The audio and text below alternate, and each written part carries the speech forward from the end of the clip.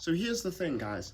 I've tried to film this video twice before. One time it failed because of Sam. The other time I just didn't like the footage, so I scrapped it. And so now I'm trying something new. So today we talked about the Joker. So originally, I had this theory about the Joker, about how much of the story was in his mind and all of that. I might do that eventually, so I'm not going to spoil that now. But I've changed it, okay? Because I thought of something that's much more my alley. Because if you've noticed from all the other theories I do, I really don't focus on like the main thing or the main theory. I focus on like side theories, like things that aren't as important. So I wouldn't call it the main antagonist of the movie, but one antagonist is of course the fact that Arthur and his mother live together and they're basically broke and they kind of need Thomas Wayne's help. Like, they don't get it, but, you know, she writes letters to him trying to get his help. And so I decided to analyze how broke are they? Now, for this, I had to do some research. First things first, we have to establish where they are living. Now, Gotham City is obviously not a real city, and over the years has been influenced by multiple different American cities, including Los Angeles, New York, Chicago. But originally, when it was first introduced in December of 1940, it was allegedly located in New Jersey. So that's where it got its origin. So that's what we're going to use for like all the price determining things here. So the movie takes place in 1981. With adjusting for inflation, that one bedroom apartment in New Jersey would have cost them right around $445.37 a month. With that, we need to add in some other expenses, because although water would be included in that, electricity and natural gases are not. And that tacks on about another $36.71, which puts us at $482.08 a month.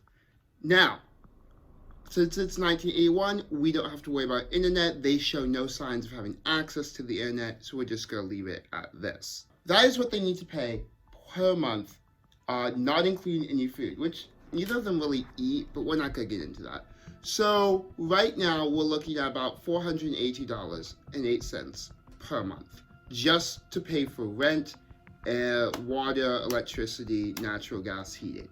Arthur's job. This is a little bit hard to get research on because it's not exactly clear what he does. Yes, he is a clown, but like what type of clown? The amount of different sects of clowns and how they get paid because of that is enormous. But basically, what he is paid for can be boiled down to a base level, essentially, birthday clown. That is basically the closest equivalent to what I have, based off of his skill set and what he is shown doing and the type of jobs he was hired for. That is about what it is. Granted, there are no actual birthdays that he attends as a clown, but the same general idea is there. Now, a birthday clown would get paid in 1981, adjusting for inflation, about $35.86. Let's say he has a gig every weekday, so Monday through Friday, which is possible, okay? It looks like a job that he's regularly going to. So let's assume a 5-day week, a single gig each day. That gives us a baseline of $179.30 a week. Times that by 4 for how many weeks in a month. And he's making right about $717.20 per month.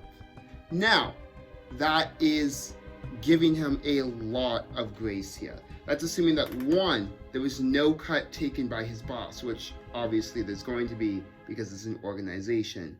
That is also assuming that he gets a single gig every single day. Now, granted, there are some days that he could have more than one gig, but again, we don't see that. There are also days that he could have no gigs at all. Again, we don't see that. So, best case scenario, the no gig days balance out with the gig days and gives him about 5 gigs a week, which we already calculated gives us $717.20 per month. Now, if we take that and subtract what the base living expense for him and his mother is, which would be $482.08, they have about $235.12 left over in the best case scenario. Now that has to be enough for any new clothes that they need. That has to be enough for any food that they need. That has to be enough for all of their other expenses. Now you might ask things about, the therapy and like the medication that he takes. We're going to assume that he doesn't have to pay for those because it is a medical condition. It's pretty official. He has a card. So overall, looking pretty bleak. Not horrible, but pretty bleak. But then we have to take into consideration what was the poverty line back in 1981. In 1981, you were considered to be in poverty if you made $9,287 or less per year. And with the best chances that we have given Arthur Flint with his job, assuming he keeps it for a full year, which obviously he doesn't in the movie, but with best case scenario, per year, he is making $8,606.40. That definitely puts them below the poverty line, but they weren't the only ones. According to a survey taken in 1979, in New Jersey specifically, about 11% of the entire population was considered to be impoverished.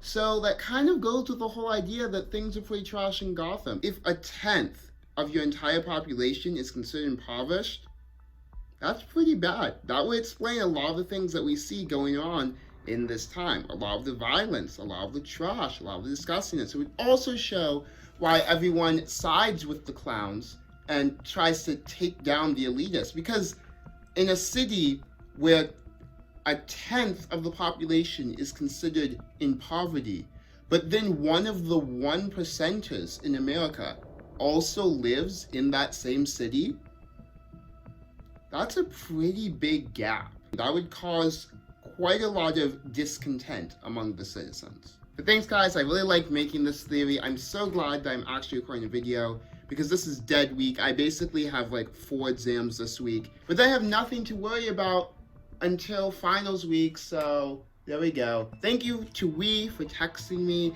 and yelling at me for not making a theory about the Joker, which inspired me to actually make this. I hope you enjoyed. If you did, comment down below. I don't know, what did you think of the Joker? Subscribe for future content, because I still try to put out at least 1 video every week. But if that's not enough for you, you can follow me on all my social media. I post daily on Instagram and TikTok. You can talk to me on Snapchat if you want. Twitter, I don't really use as much. Share this with any of your friends, because why not? Why not? It was a fun Joker video. I think that's all I need, guys, so let's have some fun and smile, because fortunately, we have, that was so dumb. I was going to say because fortunately, we have the choice of whether we laugh or not, but instead, let's say, let's have some fun and smile, because we don't always need to be so serious.